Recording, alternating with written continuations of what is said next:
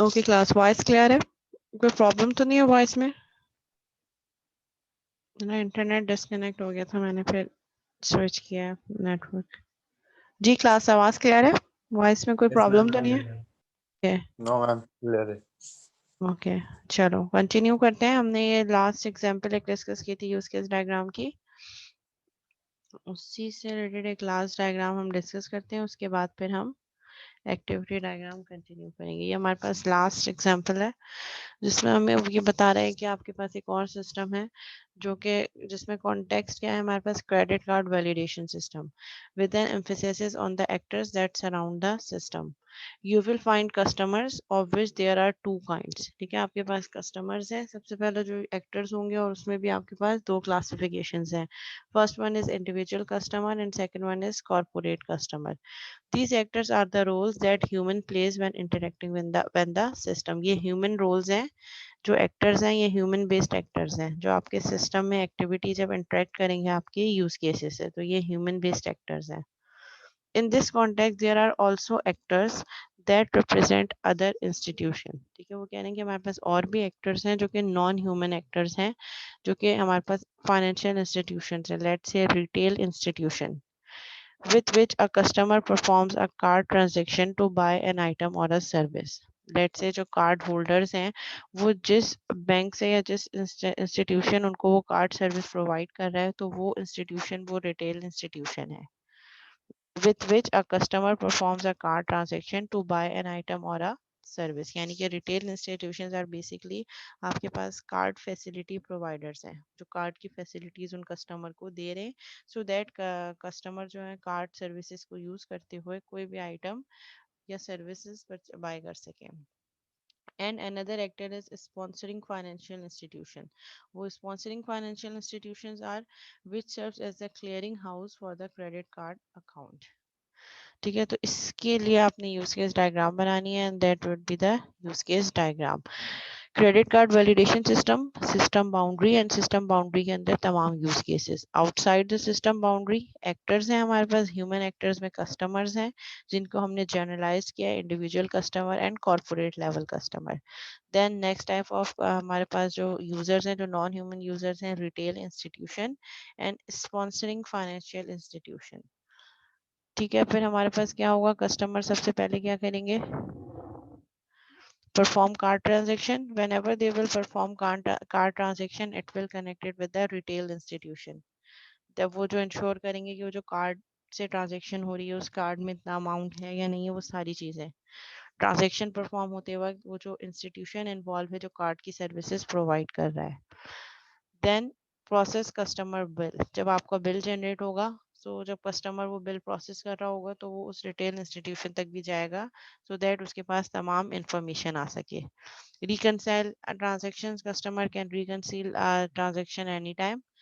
And next manage customer account, जब customer अपना account जो है वो मैनेज कर रहा होगा तो वो इन्फॉर्मेशन उस स्पॉन्सरिंग फाइनेंशियल इंस्टीट्यूशन में जाएगी। लेट्स से अगर मैं किसी बैंक की जो है वो कस्टमर हूँ जिसका कार्ड भी है मेरे पास, तो वो सारी डिटेल्स अगर मैं अपने अकाउंट में कुछ चेंज करती हूँ या उसमें अपडेट करना चाह रही हूँ, तो वो मेरे उस बैंक में भी जाके अपडेट हो जाएगा। जी क्लास, यहाँ तक कोई सवाल?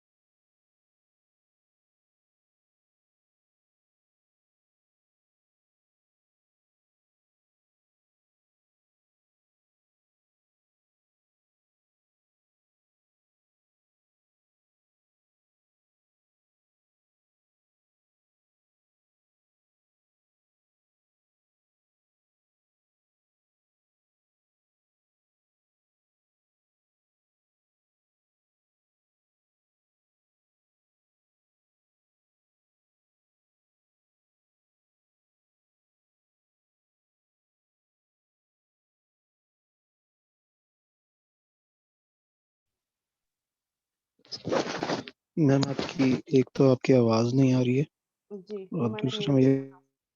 ये पूछना जी ठीक है। अच्छा, दूसरा मैं ये पूछना चाहता कि रिटेल इंस्टीट्यूशन और रिकंसाइल ट्रांजैक्शन से क्या मुराद है? देखो, रिकंसील ट्रांजैक्शन का मतलब ये है कि हमारे पास जो है कोई भी ट्रांजैक्शन को हम, अगर लेट से के ऐसे है कि पार्शियल स्टेट है, अब तक मैंने कोई ट्रांजैक्शन परफॉर्म की, ऐड टू कार्ट भी कुछ चीज़ें की, अब मैं चाह रही हूँ कि मैं उसको फर्दर प्रोसेस करने से पहले अपने कार्ड को व्यू कर लूँ। कार्ड व्यू करने पर मैंने फिर से कुछ और चीज़ें, मैंने नहीं ये चीज़ें मुझे, ये आइटम नहीं परचेज करने, इसके बदले में ये, मतलब कोई भी चीज़ ट्रांजेक्शन जो मैंने की है अभी वो पार्शियल स्टेट पे है। वो ट्रांजेक्शन जब तक मैंने कमिट नहीं की, जब तक मैंने ऐड टू कार्ट को आगे प्रोसेस नहीं किया, वो स्टेट क्या रहेगा, वो ट्रांजेक्शन अभी जो है मेरी आगे फॉरवर्ड नहीं हुई, और मैं उस ट्रांजेक्शन में कुछ चीज़ें कार्ट से और ऐड कर रही हूँ और आइटम्स ऐड कर रही हूँ। ठीक है, मैं ये प्रोडक्ट भी ऐड कर लेती हूँ, ये वाली एग्जिस्टिंग प्रोडक्ट जो है वो रिमूव कर देती हूँ। सो मैं अपनी ट्रांजेक्शन को कभी भी चेंज कर सकती हूँ, जैसी प्रोसेस होने से पहले। ठीक है, जब तक मैंने कमिट नहीं किया, जब तक मैंने प्रोसेस नहीं किया, मैं कुछ भी चेंजेस कर सकती हूँ। वंस मैंने चेंजेस कर ली, प्रोसेस कर लिया, जो जो चीज़ें हैं वो मुझसे पूछेगा, are you sure you want to continue, these are the product, this will be the final, आपका बिल ये बनेगा, ये प्रोडक्ट है, इनकी ये क्वान्टिटीज है। जैसे ही मैं उसको फॉरवर्ड कर दूंगी, तो रिकंसिल मीन्स कि मैं कभी भी चीज़ों को अपडेट कर सकती हूँ, अपनी ट्रांजेक्शन को कभी भी कमिट करने से पहले, फाइनल फॉरवर्ड करने से पहले मैं उसको चेंज कर सकती हूँ।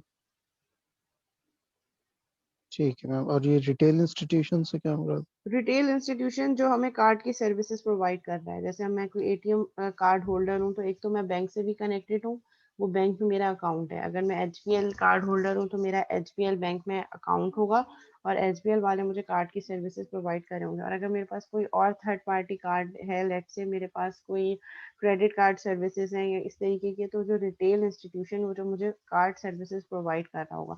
अब जब मैं कार्ड की ट्रांजेक्शन परफॉर्म करूंगी, तो उसमें मेरा जो फाइनेंशियल इंस्टीट्यूशन है, यानी कि जो कार्ड से भी, बैंक से भी लिंक होगा जब मेरा बिल जो है वो प्रोसेस होगा। और रिटेल इंस्टीट्यूशन वो इंस्टीट्यूशन होगा जो मुझे वो सर्विसेज प्रोवाइड कर रहा होगा, जैसे ऊपर इन्होंने डिफाइन किया है। Retail institution with which a customer performs a card transaction to buy an item और अ सर्विस। लेट से मैं दराज पे गई, तो दराज वाले सिनेरियो पे मैंने कुछ चीज़ें कार्ट ऐड की, प्रोडक्ट परचेज की, तो जब मैं ट्रांजेक्शन परफॉर्म करूंगी कार्ड से, तो वो कहाँ से, पहले दराज से लिंक होगा, कि दराज वाले चेक करेंगे कि मैंने कौन कौन सी जो है चीज़ें प्रोसेस की हैं। तो जब मैं अपना प्रोसेस करने लगूंगी कस्टमर बिल, तो वो चीज़ कस्टमर, जब मैं अपने चीज़ें मैंने दराज के अकाउंट में जाके क्रिएट की हैं, ऐड कार्ड की हैं कार्ड पे, वो सारी जब मैं प्रोसेस करूंगी, तो वो जो बैंक मुझे सर्विस प्रोवाइड कर रहा है एचबीएल, सो इस वाले सिनेरियो में मैं अगर दराज, लेट से मैं एचबीएल के कस्टमर हूँ, एचबीएल की कार्ड होल्डर हूँ, कार्ड है मेरे पास एचबीएल का, और मैं दराज से कुछ चीजें परचेज कर रही हूँ, तो इस वाले सिनेरियो पे कस्टमर मैं होंगी, रिटेल इंस्टीट्यूशन दराज जो मुझे वो सारी प्रोडक्ट दे रहे हैं जहां से मैं चीजें ऐड और डिलीट रिमूव कर सकती हूँ, एंड एचबीएल वो फाइनेंशियल इंस्टीट्यूशन जो मुझे स्पॉन्सर कर रहा है, लाइक जिसमें मेरा अकाउंट है और जिसके के थ्रू मैं कार्ड को एक्सेस कर रही हूँ। ठीक है मैम, यानी जिससे हम चीज़ें परचेज कर रहे हैं वो वो retail retail institution. Institution exactly, मतलब ठीक जो है, हमें वो सर्विसेज प्रोवाइड कर रहा है। सही, ठीक और जो अकाउंट से related, like financial institution, like वो बैंक जिसमें मेरा अकाउंट क्रिएट है, जिसकी मैं कार्ड सर्विस यूज कर रही हूँ। है, सही। A requirement is a design feature, property और behavior of a सिस्टम। वो कह रहे हैं कि जब हम किसी भी सिस्टम को एनालाइज करने जा रहे होते हैं, सिस्टम के रिक्वायरमेंट्स को डिटरमाइन कर रहे होते हैं कि सिस्टम के कौन कौन से फीचर्स होंगे, तो बेसिकली रिक्वायरमेंट क्या है, वो सिस्टम का बिहेवियर बता रही होती है हमें। ठीक है, अगर मैं आपसे कह रही हूँ कि मैं एक अटेंडेंस मैनेजमेंट सिस्टम बनाने जा रही हूँ स्टूडेंट का, तो मुझे उसकी रिक्वायरमेंट्स लिस्ट डाउन करें, तो वो बेसिकली आप मुझे सिस्टम का बिहेवियर बताएंगे, इन टर्म जो रिक्वायरमेंट्स आप मुझे देंगे कि सिस्टम में ये फंक्शनलिटी भी होनी चाहिए, ये, तो बेसिकली आप मुझे बिहेवियर ऑफ सिस्टम बता रहे होंगे कि your system should behave like this in this circumstances. जब हमारे पास ये ऑप्शन आए तो हमारा सिस्टम किस तरीके से बिहेव कर रहा हो, तो रिक्वायरमेंट्स को हम इसी तरीके से आइडेंटिफाई कर रहे होते हैं। It a contract established between those things that lie outside the system and the system itself, which declares what you expect that system to do. जो चीजें आप सिस्टम बाउंड्री के अंदर रख रहे हैं, यूज केसेस डिफाइन कर रहे हैं, it means your system should do that, perform that functionality which you define inside the system boundary. For the most part, you don't care how the system does it. You just care that it does it faithfully, predictably and reliably. इस level पे जब आप analysis कर रहे होते हैं, तो हम ये डिटरमाइन नहीं कर रहे होते कि ये काम कैसे होगा। हमारा मेन ऑब्जेक्टिव ये होता है कि system should do these task, ठीक है, कि ये आपका जो सिस्टम आप बनाने जा रहे हैं, जो प्रपोज सिस्टम है, उसमें ये फंक्शनैलिटीज परफॉर्म होनी चाहिए। इस डिटेल में जाए बगैर कि ये सब काम कैसे होगा। ठीक है, तो एनालिसिस में हम हमेशा ये बता देते हैं what the system should perform, and design में जाके हम बताएंगे how the system will do it. So अभी एनालिसिस लेवल पे हम सिर्फ ये, हमारे माइंड में ये नहीं होना चाहिए कि कैसे होगा ये काम। हम अभी सिर्फ ये सोचेंगे कि system should do this task. अब ये होगा कैसे, वो हम डिजाइन में जाके बताएंगे। और फिर जब इम्प्लीमेंटेशन करेंगे उसमें एक्चुअल जो हमने डिजाइन में बताया होगा कि ऐसे ऐसे सिस्टम वो काम करेगा, उसी डिजाइन की इम्प्लीमेंटेशन फिर हम अपने कोड लेवल पे जाके करेंगे। For example, detect card fraud is a behaviour.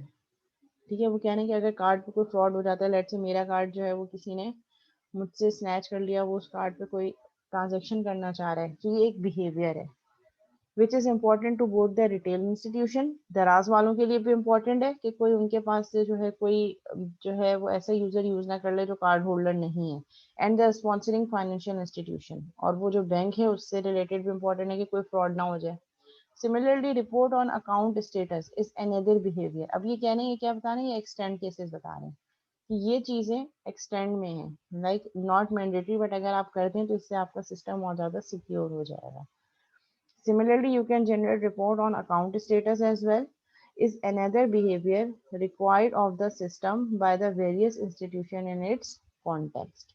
कहने बहुत सारे जो है ऐसी जो हमारे पास ऐसा बिहेवियर है जो सिस्टम को रिक्वायर्ड होगा, जिसमें रिपोर्ट्स मेंटेन हो रही हो अकाउंट स्टेटस पे, कि किस यूजर का क्या अकाउंट है, किस यूजर ने कौन कौन सी ट्रांजेक्शन किए हैं, किस डेट पे किए हैं, कितने अमाउंट किए हैं। तो जो एक पूरा रिकॉर्ड आ रहा होता है वो उस फाइनेंशियल इंस्टीट्यूशन के लिए हेल्पफुल होता है कि हमारे कस्टमर ने क्या क्या चीजें, उसका प्रीवियस पास्ट रिकॉर्ड क्या रहा है।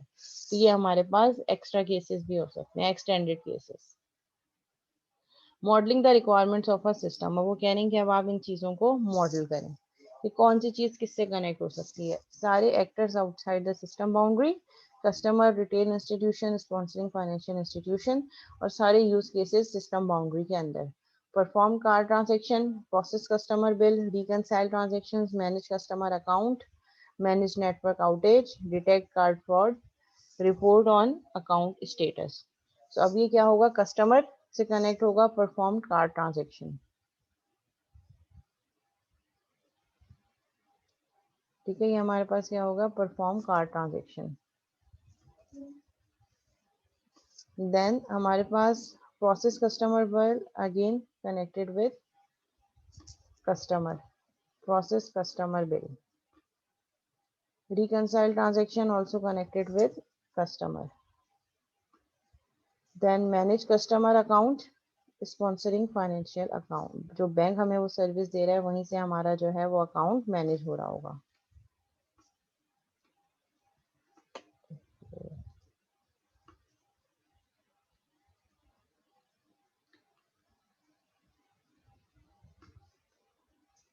ठीक है, अब फिर यहाँ से मेरे पास क्या होगा, रिपोर्ट ऑन अकाउंट स्टेटस। ये हमारे पास जा रहा होगा परफॉर्म कार्ड ट्रांजेक्शन। जब कार्ड ट्रांजेक्शन परफॉर्म होगी तो उसी में एक्सटेंड स्टेटस भी आ गया। ये हमारे पास क्या होगा, ये होगा extend.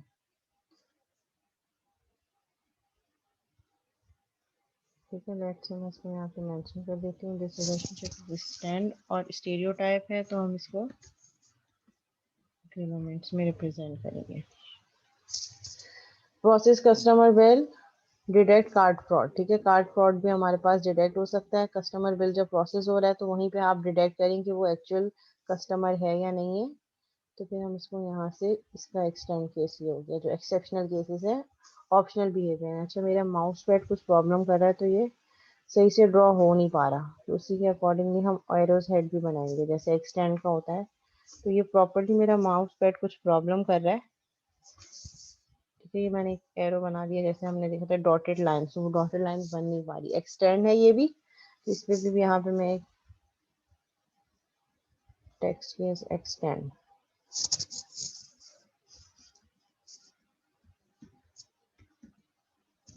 Extend. Manage network outage, ये फिर कौन कर रहा होगा, कस्टमर अकाउंट। जब हम कस्टमर अकाउंट को मैनेज कर रहे हैं तो उसमें नेटवर्क आउटेज वगैरह भी जो है ये मैनेज, इसका एक्सटेंड होगा। ड्रॉ ठीक है, ये डॉटेड लाइंस बनाने की कोशिश करती हूँ, अगर बन गई तो ठीक है। ये सारी ऐसी डॉटेड लाइंस ही बनेंगी। ये एक्सटेंड है,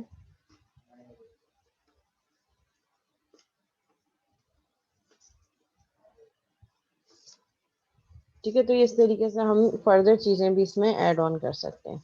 तो यहाँ पे हमारा आज यूज़ केस का जो टॉपिक है, use case scenario based use case, ये कंप्लीट हो गया। यहाँ तक किसी को कोई क्वेरी, कोई सवाल? अगर नहीं तो फिर हम आगे बढ़ जाएं।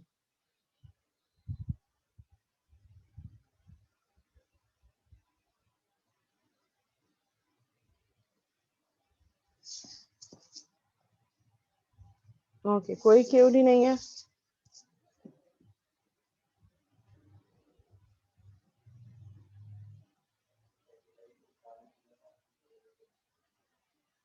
ओके,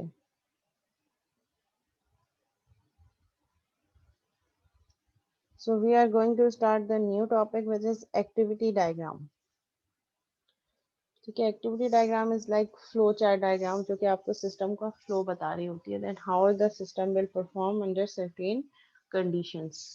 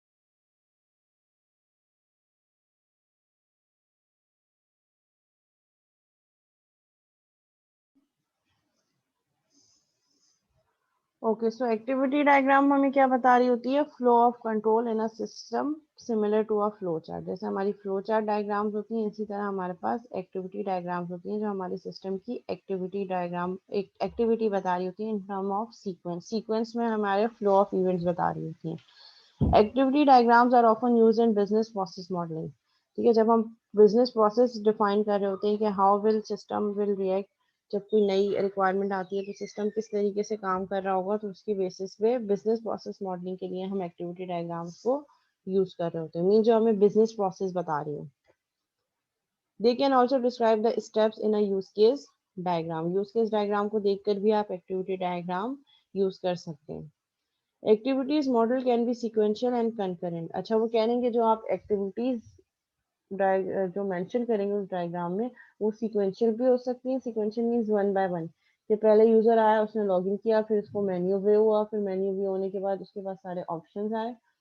तो ये सीक्वेंशियल भी हो सकती है, and it can be concurrent as well. Concurrent means parallel में बहुत सारे प्रोसेसेस चल रहे होंगे। ठीक है, सीक्वेंस में नहीं होगी, बल्कि कंकरेंट मींस पैरेलल में हो रहा होगा। In both cases, an activity diagram will have a beginning and end cases. दोनों सिनेरियो में, जिस तरह फ्लो चार्ट में हम स्टार्ट और एंड बता रहे होते हैं, एक्टिविटी डायग्राम में भी हमारे पास बिगिनिंग एंड एंड होगा। दीज आर द बेसिक जो है वो नोटेशंस हैं, सिंबल्स हैं, जो हम यूज कर रहे होते हैं जब हम एक्टिविटी डायग्राम्स ड्रॉ कर रहे होते हैं।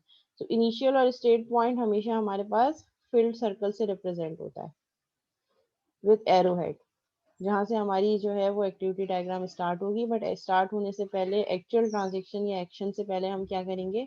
हम ये फील्ड सर्कल रिप्रेजेंट करेंगे which will state that is the start point of the activity diagram, जिस तरह हम फ्लो चार्ट में स्टार्ट कर सिंबल यूज करते थे।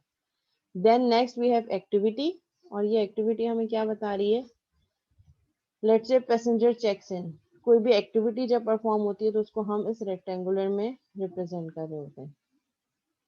एक्शन, कोई भी एक्शन परफॉर्म होना है, उसको हम इस तरीके से रिप्रेजेंट कर रहे होते हैं ओवल लाइक सिंबल में। कोई ट्रांजिशन फ्रॉम वन एक्टिविटी और वन एक्शन टू अनदर, तो वो ट्रांजिशन हम arrow line with arrow head represent कर रहे होते हैं। एंड ऑब्जेक्ट नोड, अगर कोई एक्टिविटी किसी ऑब्जेक्ट से कनेक्ट है या किसी क्लास से कनेक्ट है, तो उसको फिर हम इस तरीके से उसकी रिप्रेजेंटेशन हो रही होती है कि एक activity is connected with a class object. So these are some notations. Decision nodes हैं, सो डिसीजन को हम कैसे रिप्रेजेंट करेंगे? अगेन हमारे पास डायमंड से, जिस तरह फ्लो चार्ट में होता था, yes and no both alternative. अगर ये डिसीजन ट्रू होता है तो ये एक्शन परफॉर्म हो, अगर फॉल्स होता है तो ये एक्शन परफॉर्म हो। Then we have merge node. अगर हमारे पास, जैसे हमने कहा कि बहुत सारे एक्टिविटीज पैरेलल में परफॉर्म हो रही हैं और आने के उनको पैरेलल में आने के बाद कोई एक स्टेप परफॉर्म होना है, तो हम उसको इस तरीके से मर्ज नोड से रिप्रेजेंट कर रहे होते हैं। मर्ज नोड मीन्स एक ऐसी नोड जो जिसमें मल्टीपल इनपुट्स आ रहे हैं बट आउटपुट एक ही जनरेट हो रहा है, that is merge node. Means बहुत सारी एक्टिविटीज, बहुत सारे एक्शंस पैरेलल में रन हुए और रन होने के बाद एक स्टेप पे आके मर्ज हो गए और फिर उसके बाद एक ही उसका आउटपुट जनरेट होगा, तो उसके लिए फिर हम मर्ज नोड रिप्रेजेंट कर रहे होंगे। Another one is fork. Fork में हमारे पास क्या होगा? एक ही इनपुट आया बट उस एक इनपुट पे पैरेलल आउटपुट जनरेट हुए। ये सारी अभी हम उस केस स्टडी जो ESU कोर्स रजिस्ट्रेशन है उस पर हम ये सब इम्प्लीमेंट करके देखेंगे, तो चीजें और क्लियर हो जाएंगी। ठीक है, ये हमारे पास कुछ नोटेशंस हैं। ज्वाइन, ज्वाइन अगर हमने करना है मीन्स दो अलग अलग क्वेश्चंस को हमने ज्वाइन कर लिया, तो उसको हम इस तरीके से ज्वाइन भी कर सकते हैं। And activity partition is basically this, कि हमारे पास क्या है, हमने अपनी एक्टिविटी डायग्राम को, अगर हमारे पास अलग अलग एक्टर्स हैं तो हम उन एक्टर्स की बेसिस पे उसको लिंक भी कर सकते हैं।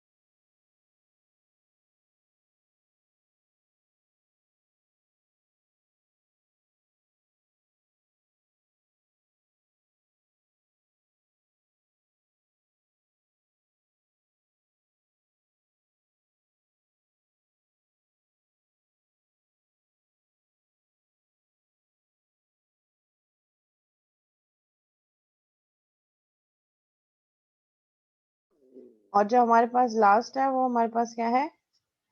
And point,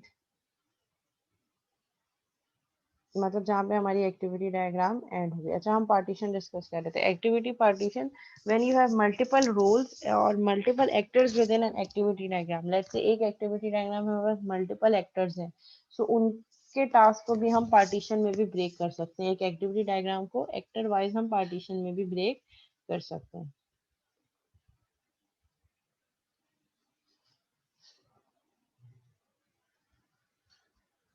okay, rake symbol. Rake symbol हमारे पास क्या होता है?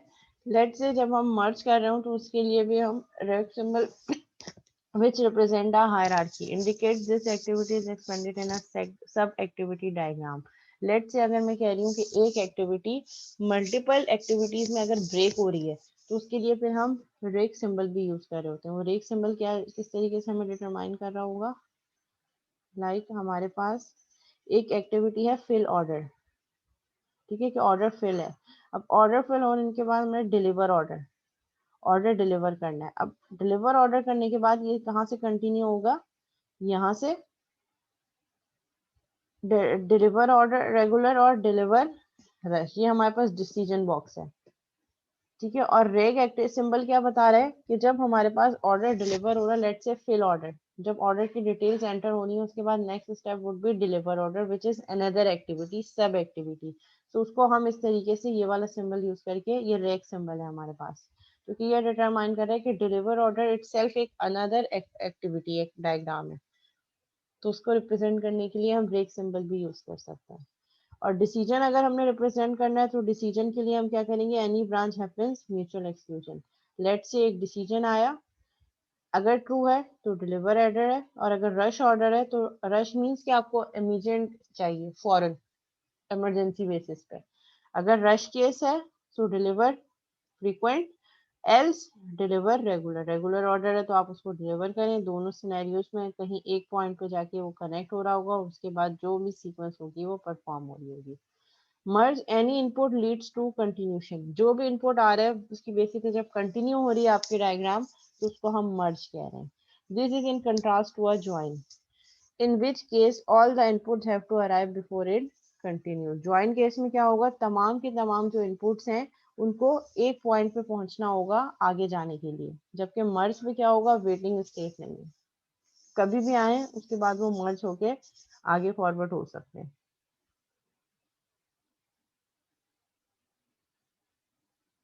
ठीक है, एक्टिविटी डायग्राम प्रैक्टिस है हमारे पास। लेट्स से हमारे पास एक यूज केस है। ठीक है, यूज केस रिटर्न है जैसे हमने अभी पढ़ा था। इसमें हमारे पास क्या है, इनिशिएटिंग एक्टर कौन है उस यूज केस का, user. User will initiate the use case. Goal क्या है एक्टर का, to provide user with advice by our software. Let's say हमारा कुछ सॉफ्टवेयर है जिससे यूजर को एडवाइस लेनी है। ठीक है, और ये मेडिकल एडवाइस कोई सॉफ्टवेयर है जिसपे यूजर को जो है वो एडवाइस लेनी है।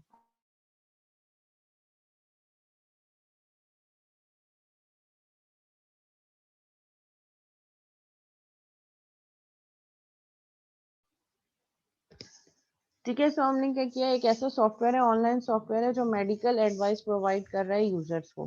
ठीक है, so initiating actor will be user who will generate a request to the system.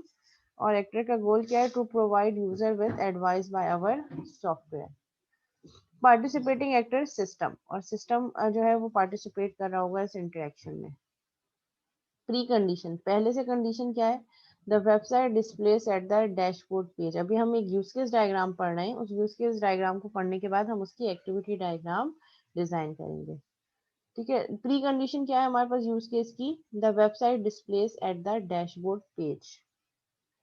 ठीक है, आपके पास क्या होगा, वेबसाइट जो है वो आपकी एप्लीकेशन के डैशबोर्ड पेज पे वेबसाइट का लिंक होगा जहाँ से आप क्लिक करके वेबसाइट ओपन कर सकते हैं।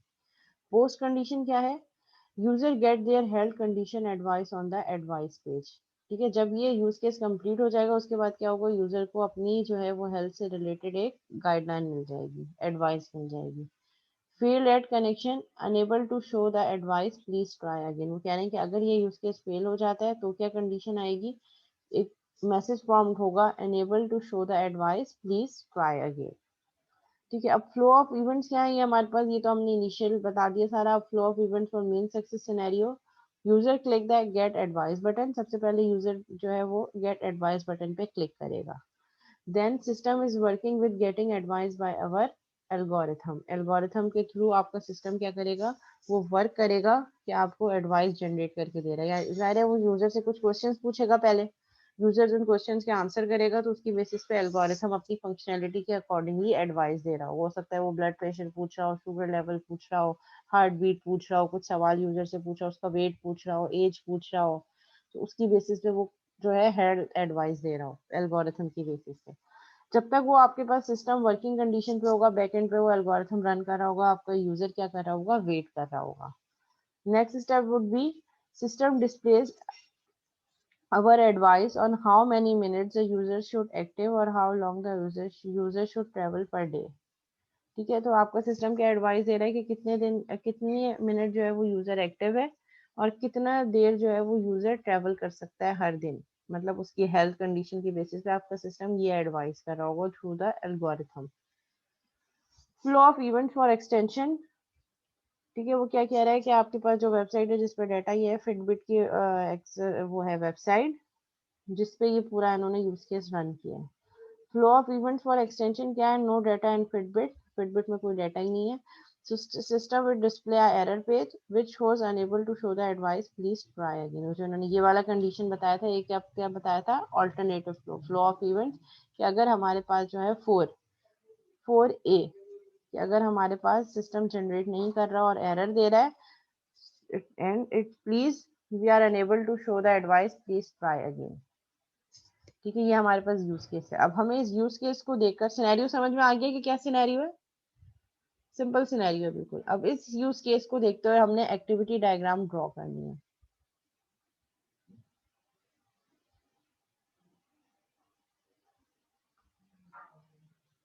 ठीक है, ये हमारे पास हो गया एक्टिविटी डायग्राम। सबसे पहले यूजर क्या करेगा, यूजर अगर हम इसकी यूज केस डायग्राम देखें, यूजर गेट हेल्थ इंडेक्स, ये यूज केस डायग्राम है। अब हम इसकी एक्टिविटी डायग्राम बनाएंगे। एक्टिविटी डायग्राम में हमने देखा दो यूजर्स हैं हमारे पास, तो हमने अपनी एक्टिविटी डायग्राम को दो पार्टीशन में ब्लॉक कर दिया। First one is user and second one is system. ठीक है, इसमें हमने क्या किया, सबसे पहले user will get advice. Get advice जब जाएगी तो दो प्रोसेस फॉलो होंगे एक ही स्टेट पे।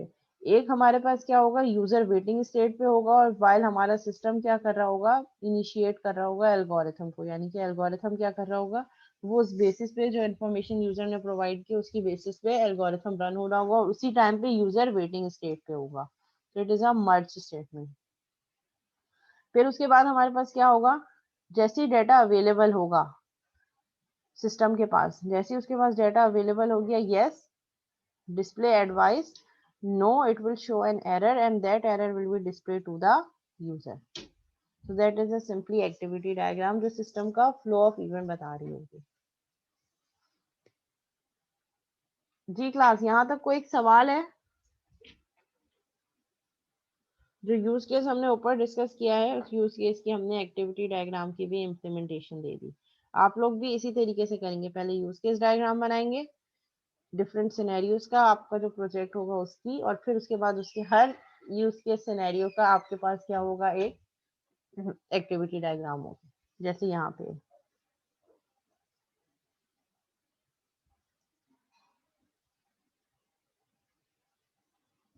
देखो सबसे पहले हमने क्या किया, जो यूज केस टेक्स्ट गिवन था, ये हमें जो यूज केस नरेशन गिवन है, ये पूरी यूज केस डायग्राम गिवन है। ठीक है, ये यूज केस डायग्राम है, let's say use case UC7। ठीक है, और इसका नाम क्या है, गेटिंग एडवाइस। इस यूज केस की बेसिस पे हमने, ये पूरे यूज केस के बेसिस पे हमने पहले सिनेरियो को समझा कि सिनेरियो क्या है।